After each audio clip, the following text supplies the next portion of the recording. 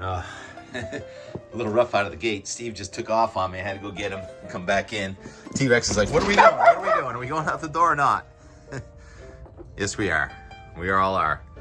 Did I really say yesterday was January 3rd? Thanks for picking up on that, Steve. June 4th. Does look like a J-A-N a little bit, doesn't it? 61 degrees, 7:16 a.m. anyway. And what's going on? Just gorgeous out. Steve's attached to Rex. I got to get Rex a new cable. Look at that. It's all tied together. Okay, fine. Let's do the weather. It looks like my glitch may have repaired itself with a software update 2 days ago. So let's hope for the best with this video. It's the best kind of weather. It's a Tuesday. And there's the egret. Zoom out. Talk louder. Zoom back in. Can talk quieter. Those are stratocumulus clouds on the horizon. The temperature cooled to the dew point in a lot of places last night. It's a new high-pressure system brought to us by that same old ocean storm that we've been talking about now for days and days. It went east of us last Thursday morning. So 5 days ago, it stopped south of Newfoundland, kind of backed in, and has morphed, and now it has sent a backdoor cold front all the way into the Hudson River Valley this morning.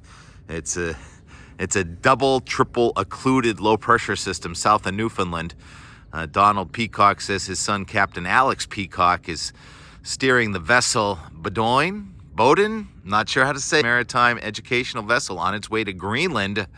And it has to go around St. John's in Newfoundland. And once you get past St. John's, I think you're in pretty good shape with the tailwind coming in here. Here's the Thursday forecast for leaving St. John's, Newfoundland. Sailing in the high-pressure system that's doing all the blocking will at least supply you a southeast wind. All right, so a lot of comments coming in here yesterday.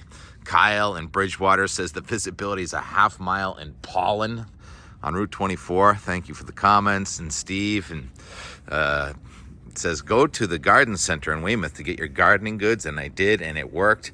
And also Kyle telling me that, or Greg telling me that this is cat mint, which makes sense. Yes, cat mint. Cat, I don't know the difference between cat mint and cat nip. Anyhow, we've got a beautiful day today. High pressure right over us means sinking air and sunshine. And with the high barometer right over the Gulf of Maine, that means an onshore flow will develop with sea breeze, temperature will be in the 70s at the shore, low 80s inland. And then that front that's a backdoor cold front heading off to the south is going to start coming back the other way as a warm front. And that's when the action's really going to kick in. So this extended period of beautiful weather, another nice Tuesday. Tuesdays have been the pick of the week. And then we've had the cooler and wet weather come in, but with humidity on Wednesdays and Thursdays. And that's what's going to happen again tomorrow. Here's the map with the front starting to come back towards the north. You see a couple of showers or a thunderstorm possible tomorrow. Even today in New York and western New England, there may be a little bit of pop-up convection. Convection being the cumulus that build up to a shower or maybe a brief thunderstorm.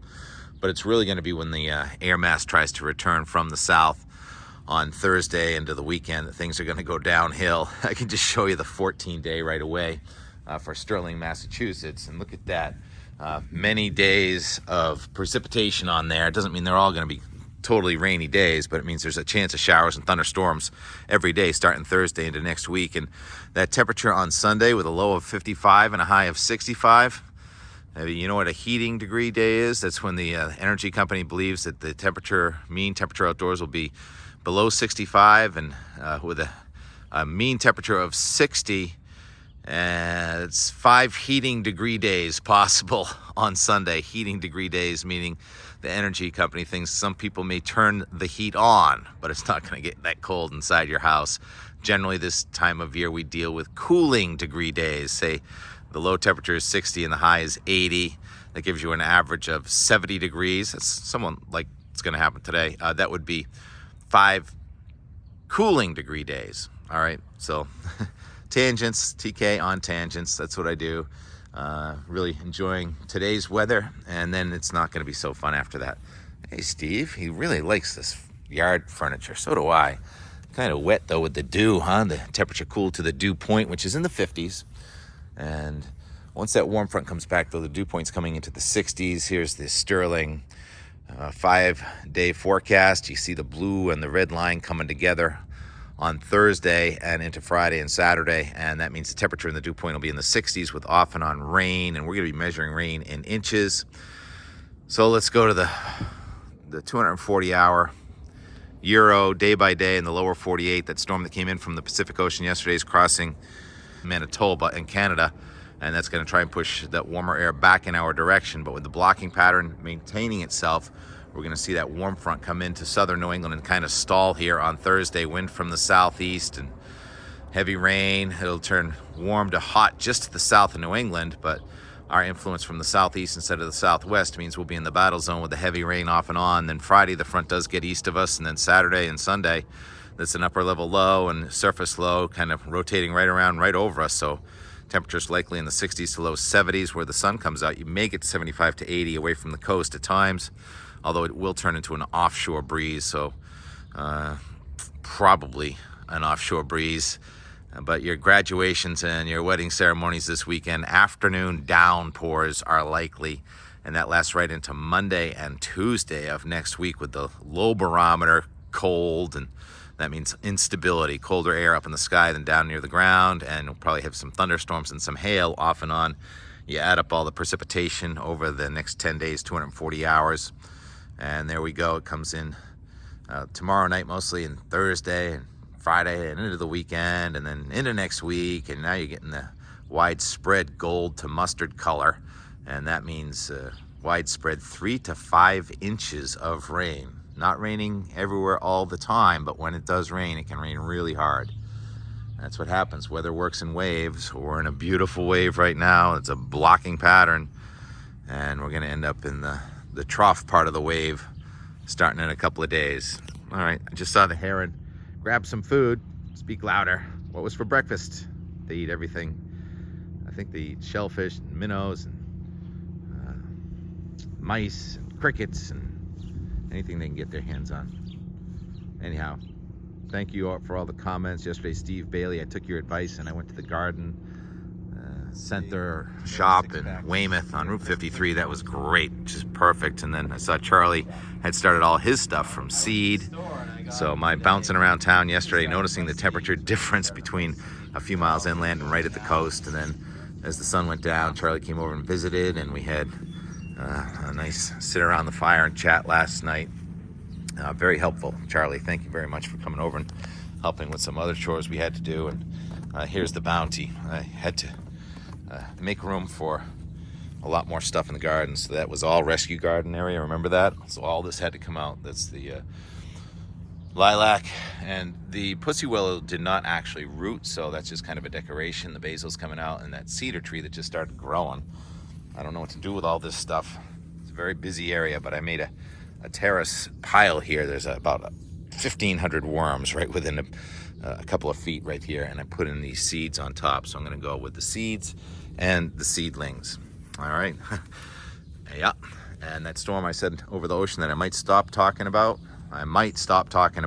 tomorrow. Prepping this morning for that webinar with Dr. Rick Knabb. Make that available in our recording if you can't make it today. And we'll talk to you tomorrow. Past 11 o'clock, Monday, suddenly summer week 2. Look at that machine. Love that thing. Jerry, we need one of those.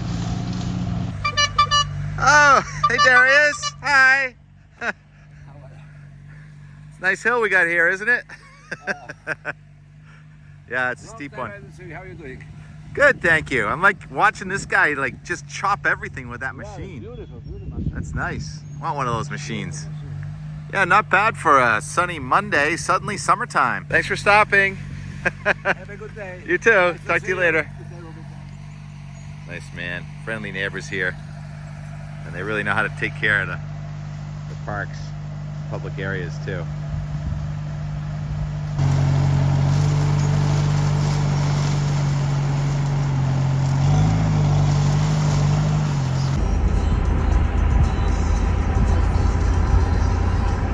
Okay, Steve Bailey, thanks for the tip. It's only like 4 miles from the house. I really appreciate it. Let's see how we do. with the tomato 6-packs here at Christopher's Farm Stand. Oh, there's a fruit stand over there too. Plenty of petunias. You think maybe if I get some marigolds that would stop the rabbits? That's a theory. And 6-packs of tomatoes. Look at them all. Flats, $3.99. Now you're talking. There we go. Early girl.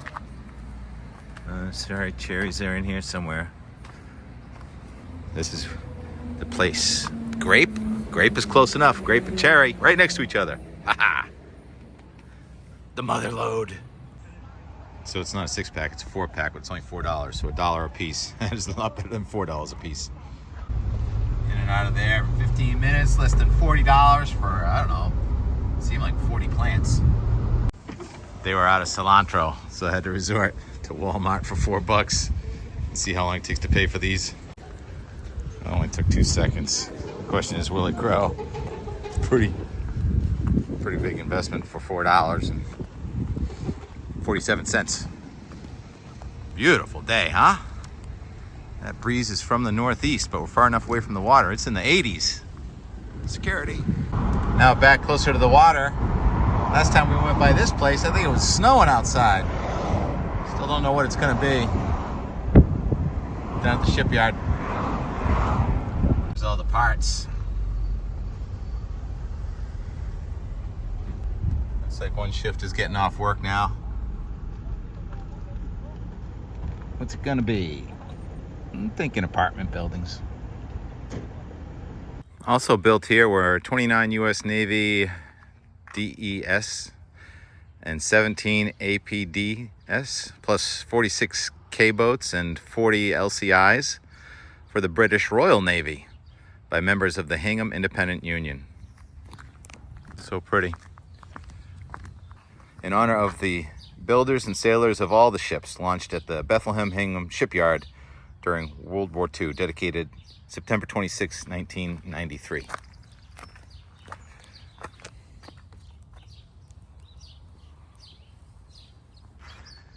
Pretty. Hey, puppies.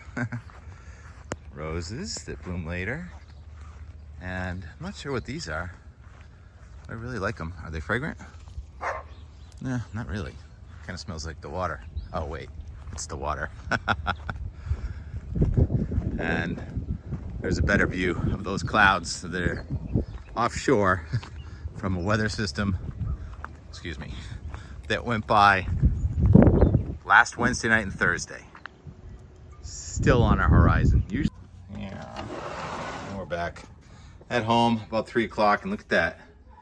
The high for the day was much earlier in the morning, 69 degrees, 3 o'clock in the afternoon on Monday, June 3rd. I've been talking about this for a week, where we're going to get into a warmer air mass, but it will be colder near Boston and the ocean because of the onshore flow. It makes a huge difference which way the wind blows. That low going south of us last night. So at least that part of the forecast worked out.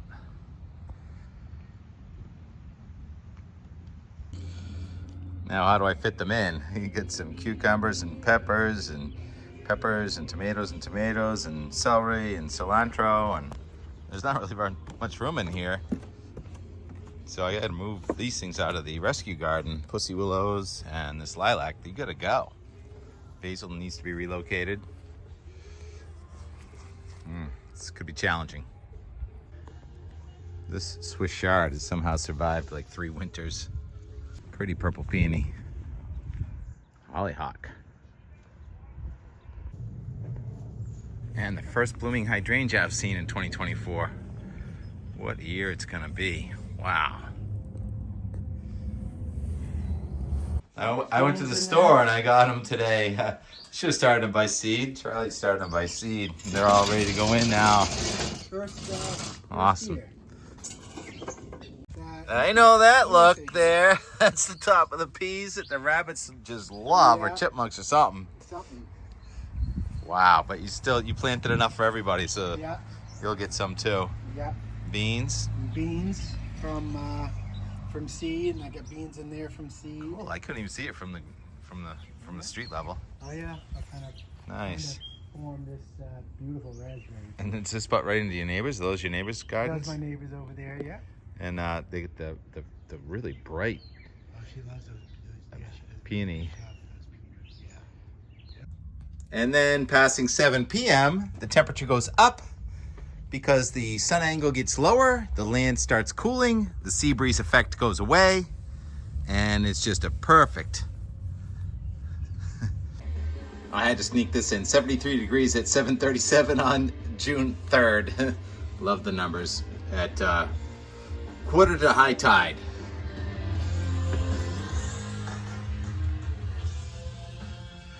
Garden hopping.